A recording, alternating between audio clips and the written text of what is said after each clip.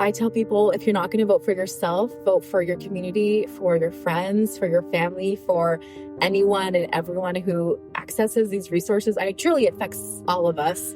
This is Hourglass, the podcast for United Way of King County in Seattle. Coming up, the first episode of our three-part Get Out the Vote series. With the November election less than 2 months away, United Way stresses the importance of exercising your right to vote. In our Get Out the Vote series, we will discuss the importance of voting, initiatives on this year's ballot, and ways to stay civically engaged all year long. We will also discuss United Way's Our Neighbor Fund and an upcoming Get Out the Vote event. I'm your host, Joe Burris. Thanks for tuning in. I'm standing in front of a drop-box slot at the Shoreline Library in early September, less than 2 months before Election Day. There is a red sign covering the drop-box slot that reads closed, meaning that voting for the November 5th general election hasn't begun.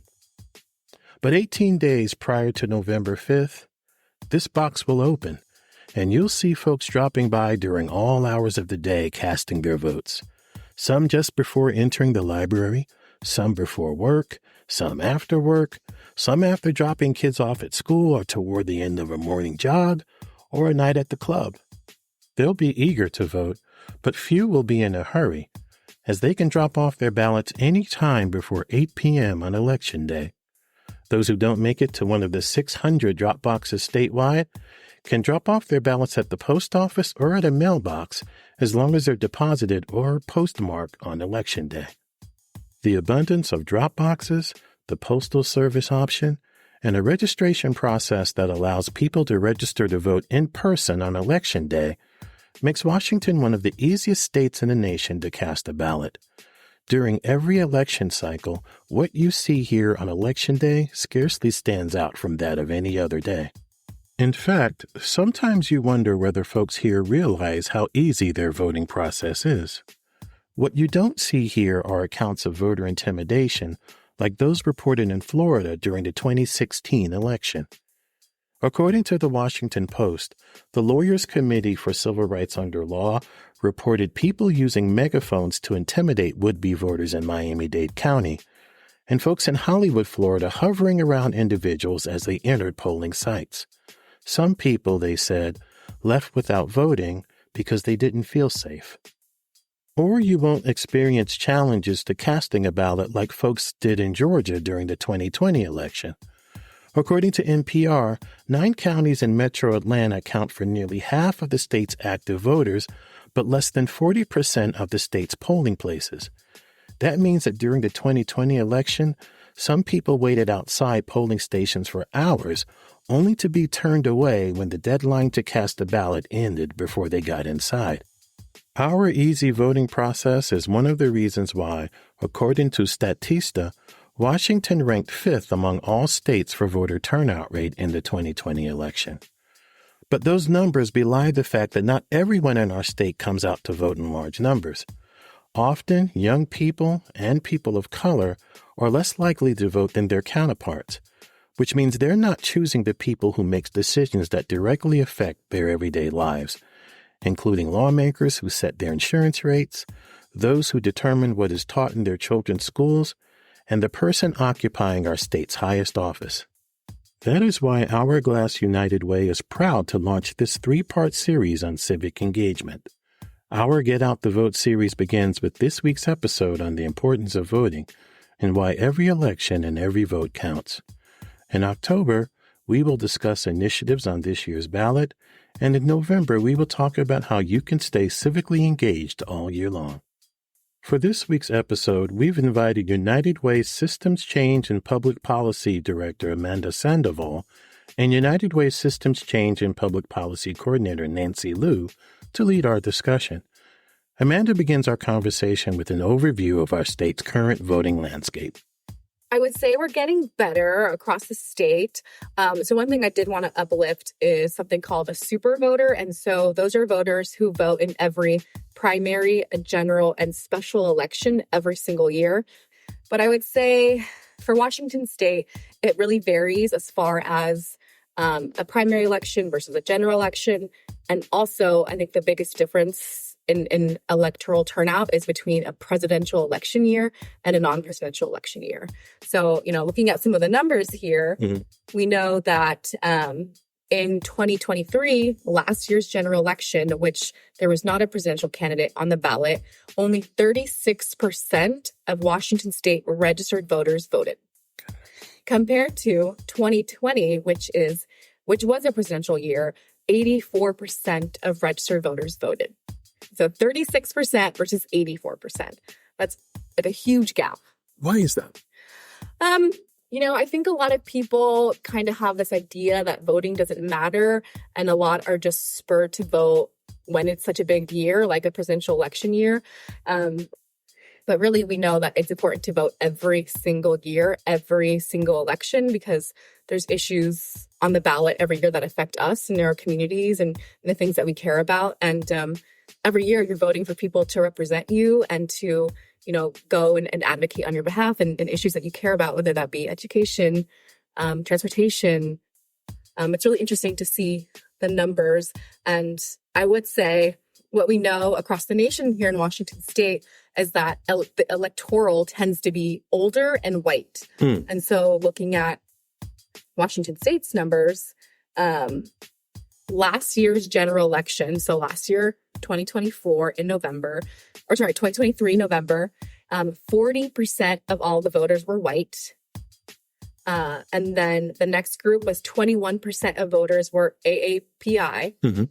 And then the lowest numbers was 18% were Black voters and 15% were Hispanic voters. And that's of that 36% of voters total. So that's kind of the universe. And again, why is that? I mean, that's pretty dire. I mean, I wish I had the answer, but we know that young people don't vote very often, and BIPOC communities don't vote very often, whether that be they don't see that the candidates represent them well, or, we hear a lot of times young people say that, their vote doesn't make a difference, or these people don't represent them, or, some will just say they don't understand the process. So I think there's a number of reasons, and looking to Nancy to see if there's anything that she wants to add. Yeah, I think just to emphasize, there's more attention on presidential election years versus local. I was in high school, or I was 18 years old in high school. I had just, and it was the 2012 election, so that was my first time electing. But I knew nothing about local elections. Well, so again, it's just the emphasis on more presidential elections versus local elections, and how that's either taught to us in education, K through 12, and even in higher education. I think there's just an emphasis on voting in presidential election years versus local election years. How much do you think people really get everything that is on a ballot? Yeah, and I think that's a big piece of it is, especially on a ballot like this year, there's so much on it. It's just you get so overwhelmed and you don't know where to turn to for education and resources. And so I think that's definitely a deterrent of people to not vote. But I would say, I think now, and especially with the rise of social media, there's so many organizations and groups out there that do a really good job of breaking it down. Fuse Washington, they have amazing social media presence and actually make a lot of Instagram reels, and they'll break down both ballot initiatives and also just kind of general get out the vote information. There's the voters guide that, the county puts out and the Washington state puts out. And also I would just say, a lot of communities have trusted messengers. And so talking to community partners and asking questions and uplifting, it's okay to not know the candidates or not know the issues. I would say do you know where to find resources and answers? Among the races in the November election are governor, secretary of state, attorney general, superintendent of public instruction, commissioner of public lands, insurance commissioner, one Supreme Court seat, all state representatives, and half of the state Senate. Amanda says that this election will impact all Washington residents at the local, state, and national levels. It is so important to vote every single year, every election, because everything affects us. the Office of Superintendent of Public Instruction. That's on the ballot this year. That affects everyone who has school-age children. People complained a lot when the tax came for your car tabs when the new light rail came in. And it was funny because people complained, but over 50% of the people in the community didn't vote for that. So that was a missed opportunity. If you didn't want that, you could have voted and taken your power back and voted against it. But unfortunately for you, those that did vote voted to pass it. And so to your point, I think so much of it affects us and we don't even understand. So that's why it's important. So on this year's ballot, again, important to vote every single year. I would say this year is a super, super important election year. There's a lot on the ballot, both with obviously the presidential election, but here across the state, we're going to see almost, 100% turnover of the legislature. And these are the people who are deciding the laws and funding for our state. And so super, super important election year for that. And then we also have local offices that have positions. So City of Seattle has one position. And then obviously cities across the state also have their local elections, as well as local ballot measures. So City of Seattle is also going to have a transportation levy. And then one thing to note, and we'll go into this in the next series or the next episode, is we have 3 statewide ballot initiatives, which, as an organization, we're super concerned about, because if these are repealed, we're going to have a $5 billion deficit in our state budget. So this is huge. A lot at stake in this year's election.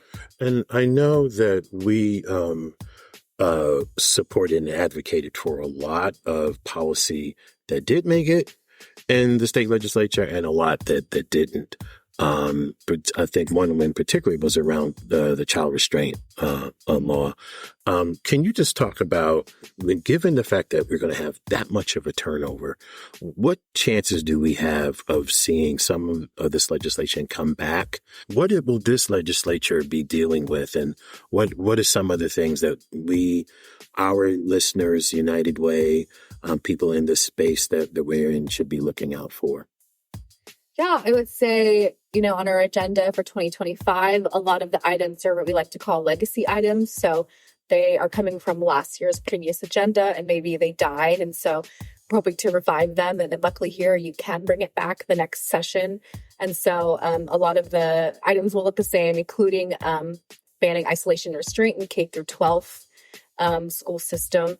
And I think given that we're going to have a brand new administration, so the governor and then whomever he chooses to lead all of the state departments, and then, of course, all of the elected offices like, Attorney General, Commissioner of Public Lands, as well as almost half, if not more, of a brand new legislature. So it means we have a lot of educating to do.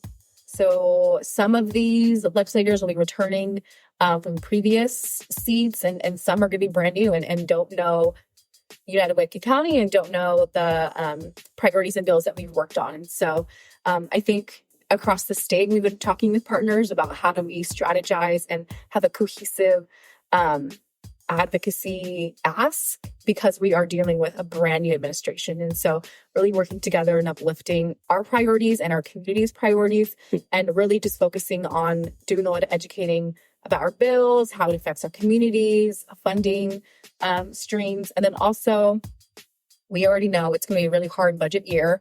The state's at a deficit. And so really keeping that in the back of our mind of how do we both uplift what our communities needs, but also how do we be realistic with what the financial landscape looks like. Nancy, you mentioned earlier about the first time you voted. Can you talk to me about what it's like, or what it was like for you to vote?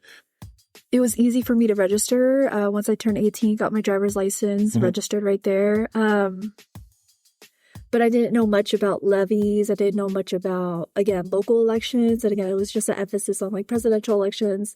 And I remember having conversations with my dad, who was, he was the main provider for our household, but everything else was shared income. So if I was working, I would pitch in. But when it came to levies that uplifted our communities, he would vote no on them. And for some reason, I'd be like, why is that? And he saw these levies as kind of they're taxing me. I don't want to give money because I'm already, low income or I'm already poor. And so that really helped me shift my thinking in the ways in which levies or the way local elections are framed to people who don't fully understand the issue or like the outcomes of like levies. And so going forward, when I started focusing a lot more on local elections and like what actual levies means and how it could uplift my communities, I became more intentional. And also intentional with my identity as being like low income. What is it that I want to do? What to support, local levies or, local elections that will help the schools that I, grew up in or was educated in, or the kids that I worked with when I was in childcare. And so I did a lot of self-education, but I also got checked for my privilege because I remember writing an essay about voter disenfranchisement, especially in like prison populations. And it was the 2020 election, and I was very disheartened with the 2016 election that I was like, I'm not going to vote. Like, someone's like, look, a lot of people don't have access to voting like the way that we do in Washington. And even though I had written a whole essay about like voter disenfranchisement, I still needed that reality check that like, even though I'm safe in Washington, it's still a privilege for me to vote. And so I think people fail to recognize how accessible it is. And again, I've only ever lived in Washington, but doing my own research and like getting called out, being like, you have access to this, you should still vote, because it's not guaranteed. Yeah. And I just wanted to mention, when he said it, I think it's so true that we don't understand our value or the weight of our vote. I will say a lot of these seats, they're decided within 50 votes. Or less, and which is crazy to me. Like 50 votes makes the difference between, the person that's going to be representing you, as a governor or as a legislature or, as a council member. And so would really emphasize to people like your vote does matter and is needed. And especially, going back to the primary, a lot of people vote in the general election, which is the November one, but people fail to realize in order to get to the general election as a candidate, you have to make it past the primary. And so, there was a lot of really great candidates on the primary ballot, and only the top two move on to the general election. And so it was really interesting to see who made it past, especially given who votes in the primary, because we know voters who vote in the primary versus election tend to be more moderate and older. More people come out for the general election because that's kind of where the emphasis tends to be, and that's where we'll see the presidential candidates is on that general election ballot in November versus in August. We don't get that yet. No, I remember someone I posted on a website about just how easy and efficient voting is in Washington, that you can, like in Linwood, you don't even have to get out of your car. It's like a drive up and then you just drop it off. And I remember someone commented, what could go wrong? How efficient and is our election process, and are there ever any concerns about counted, uncounted ballots, the kind of stuff that you hear about in Florida and places like that? Yeah, so I would say I think recounts and signature authorization is actually more common, and that's just normal part of the electoral process. There's always going to be people verifying signatures because maybe your signature doesn't match up with who you registered, or maybe your address changed and you didn't let the elections office know. And so I don't think that's a bad thing. I think it's a very natural and normal part of the election process. Okay. And so I think we tend to, I don't know if being paranoid is the right word, but we kind of get so caught up in that. And I would say it's a very normal process. Lastly, someone is still, on the fence or still saying, what does my vote matter? You said that you've heard that. What do you say to people? I tell people, if you're not going to vote for yourself, vote for your community, for your friends, for your family, for anyone and everyone who accesses these resources. It truly affects all of us. Voting, and specifically voting for the people that are going to represent us and make decisions on everything from the funding our schools get how the roads look, and if you have street lights, does your neighborhood get a sidewalk?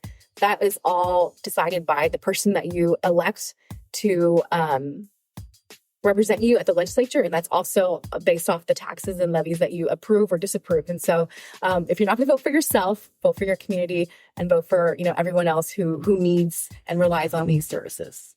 For more information about voting, log on to the Washington Secretary of State's office at sos.wa.gov.